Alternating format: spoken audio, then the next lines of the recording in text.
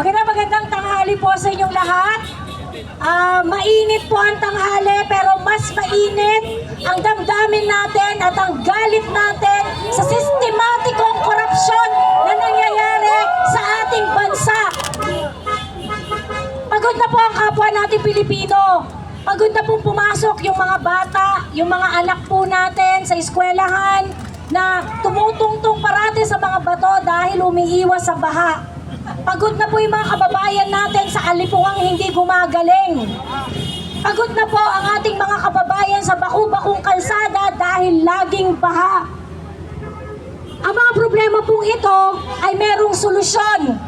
At yun na yung pagbibigay ng pondo dito ng bilyon-bilyon para maayos ang infrastruktura ng ating bansa.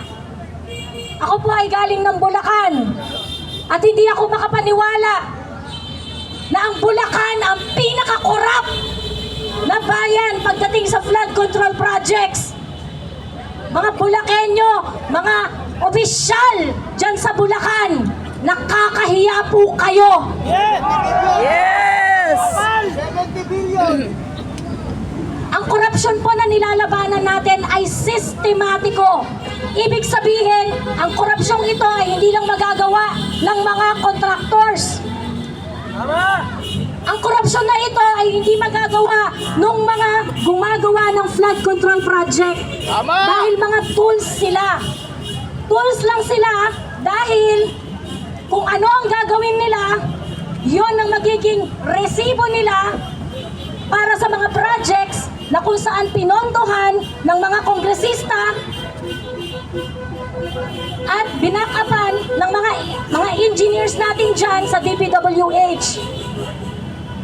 Ang korupsyon na ito ay sama-samang ginawa mula kontraktor hanggang taas, mula DPWH engineer at mga kongresistang nagpopondo nitong mga flood control projects na ito.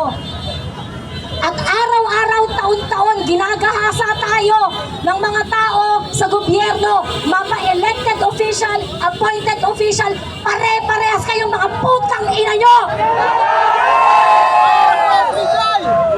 Deserve ng Pilipino na magdildil sa baha tuwing nalang tag-ulan taon-taon.